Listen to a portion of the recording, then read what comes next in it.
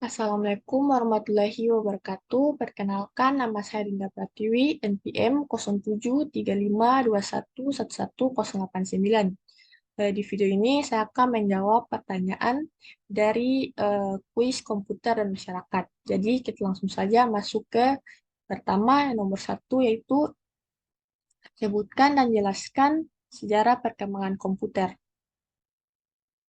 Sejarah perkembangan komputer. Perkembangan komputer melalui sejarah telah melibatkan berbagai tahap dan inovasi yang signifikan. Berikut adalah beberapa tahapan penting dalam perkembangan komputer beserta penjelasannya. So, di sini terdapat mekanik dan peralatan awal, itu pada abad ke-17 hingga 19. Pada abad ke-17, Blaise Pascal menciptakan Pascal lain yang merupakan salah satu alat mekanis pertama yang dapat digunakan untuk melakukan operasi aritmatika dasar.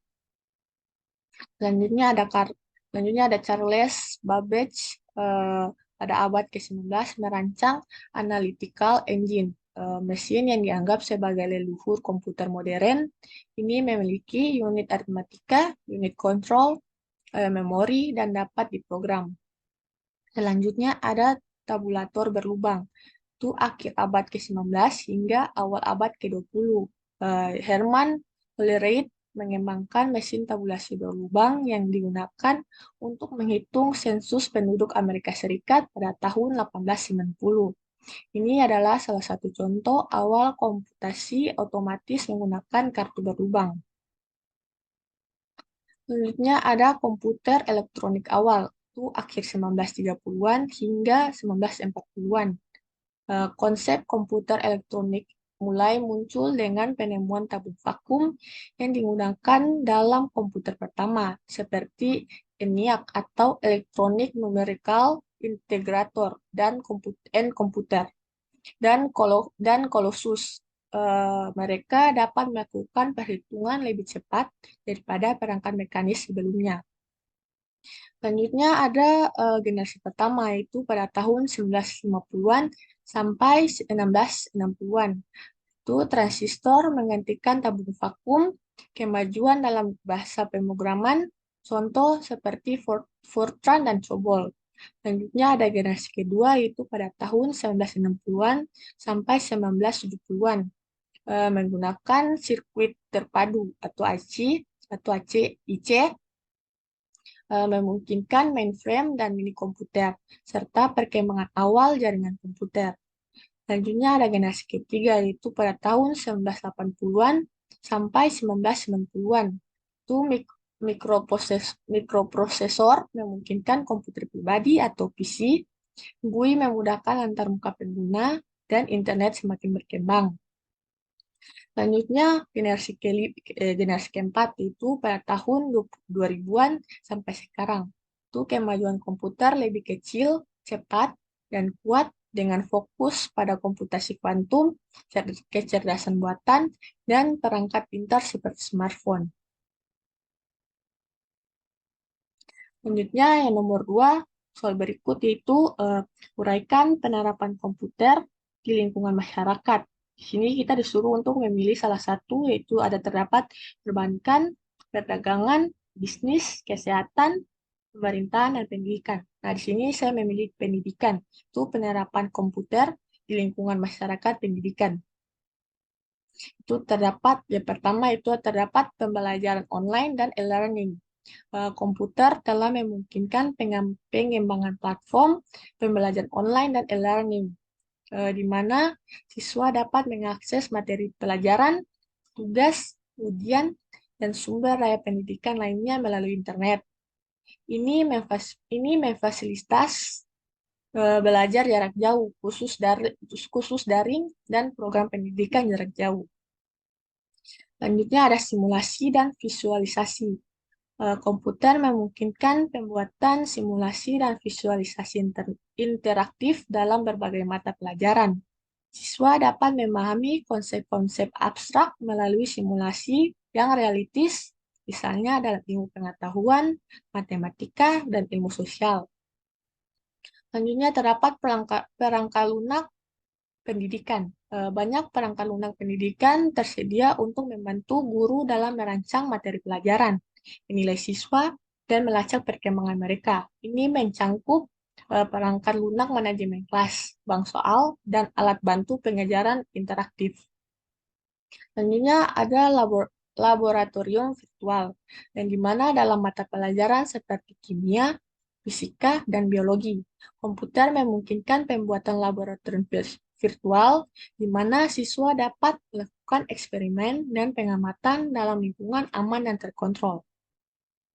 Selanjutnya ada pembelajaran adaptif dan kecerdasan buatan. Sistem pembelajaran adaptif menggunakan data untuk menyesuaikan materi dan metode pembelajaran dengan kebutuhan individu siswa. Teknologi kecerdasan buatan atau AI digunakan untuk mengidentifikasi area di mana siswa memerlukan bantuan tambahan dan memberikan rekomendasi yang sesuai. Selanjutnya ada pengajaran coding dan teknologi. Komputer juga digunakan untuk mengajarkan keterampilan teknologi kepada siswa, termasuk pemrograman dan pengembangan perangkat lunak. Program-program ini membantu melatih siswa untuk menguasai keterampilan dan relevan dengan dunia digital. Selanjutnya ada administrasi sekolah dan manajemen data. Komputer digunakan dalam administrasi sekolah, termasuk pengolahan informasi siswa, jadwal, absensi, dan laporan akademik. Sistem manajemen sekolah berbasis komputer membantu efisiensi operasional dan komunikasi. Selanjutnya ada akses ke sumber daya global. Melalui internet, siswa dan guru dapat mengakses sumber daya pendidikan global seperti perpustakaan digital, video pembelajaran, dan platform kolaboratif, memperluas wawasan dan pengetahuan mereka. Selanjutnya adalah pelatihan guru dan pengembangan profesional. Komputer digunakan dalam pelatihan guru dan pengembangan profesional, termasuk kursus daring, seminar web, dan sumber daya belajar yang membantu guru meningkatkan kualitas pengajaran. Selanjutnya ke soal berikut, nomor 3, yaitu jelaskan pengertian internet dan manfaatnya. Sini pengertian internet adalah jaringan global yang menghubungkan jutaan perangkat komputer di seluruh dunia, memungkinkan pertukaran informasi, komunikasi, dan kolaborasi antara pengguna dari berbagai lokasi. Infrastruktur global yang didasarkan pada protokol TCP atau IP, itu Transmission Control Protocol atau Internet Protocol, dalam berbagai teknologi lainnya yang memungkinkan pengiriman data dalam berbagai bentuk seperti teks, gambar, suara, dan video. Manfaat internet itu terdapat akses ke informasi. Internet adalah sumber informasi yang sangat kaya. Pengguna dapat mencari informasi tentang hampir segala hal, dari topik akademis hingga berita terbaru, paduan praktis, dan pandangan pribadi. Selanjutnya, manfaat internet terdapat pendidikan dan pembelajaran. Internet membuka akses ke kursus online, materi belajar, dan sumber daya pendidikan lainnya. Ini memungkinkan pembelajaran jarak jauh, e-learning, dan pengembangan profesional. Terus manfaat internet juga terdapat komunikasi global.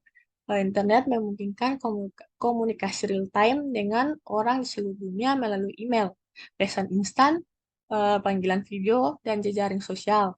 Ini mengatasi batasan geografis dan memfasilitas pertukaran ide dan budaya. Manfaat internet ini juga terdapat bisnis dan e-commerce.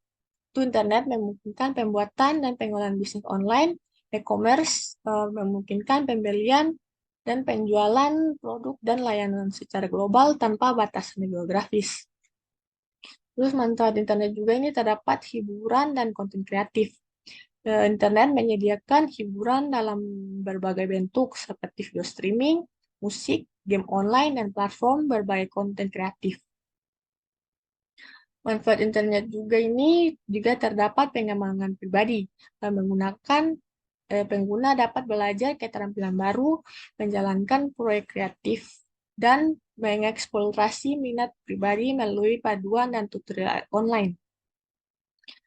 Selanjutnya, manfaat internet ini juga kolaborasi dengan pekerjaan tim.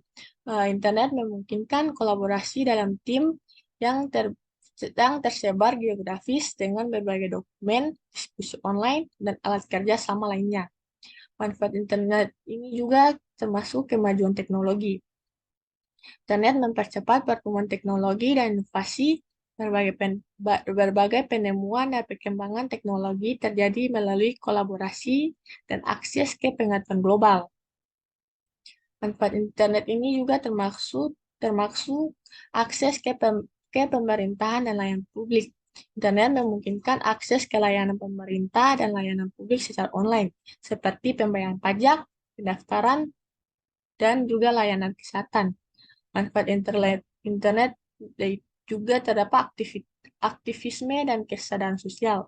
Internet memungkinkan aktivisme sosial dan kesadaran tentang isu-isu global.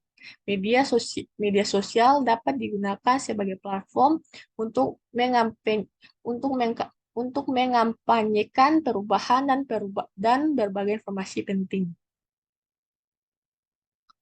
Selanjutnya ke soal berikut nomor 4 yaitu sebutkan dan jelaskan jenis jaringan internet. Jenis jaringan internet yaitu yang pertama terdapat LAN, yaitu Local Area Network, di mana jaringan lokal ini terdapat di area kecil seperti kantor atau rumah menggunakan kabel atau WiFi. Selanjutnya ada WAN, yaitu Wide Area Network, itu jaringan luas yang menghubungkan jarak jauh termasuk internet global. Selanjutnya ada MAN, yaitu Metropolitan Area Network, dan di mana jaringan kota atau wilayah yang lebih besar dari LAN. Selanjutnya ada WLAN, yaitu Wireless LAN, di mana jaringan nirkabel untuk perangkat seperti WiFi. Selanjutnya ada Cellular Network, di mana jaringan seluler menggunakan 3G, 4G, dan atau 5G untuk perangkat mobile. Selanjutnya juga terdapat satelit network, di mana menggunakan satelit untuk sinyal komunikasi sering seperti di daerah terpencil. Selanjutnya ada mesh network, yang di mana setiap perangkat terhubung langsung ke beberapa lainnya untuk ketahanan dan kehandalan.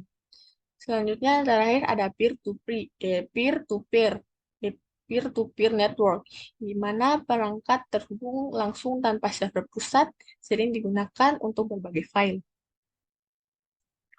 Selanjutnya, yang terakhir nomor 5, itu uraikan apa saja yang Anda ketahui tentang masyarakat informasi.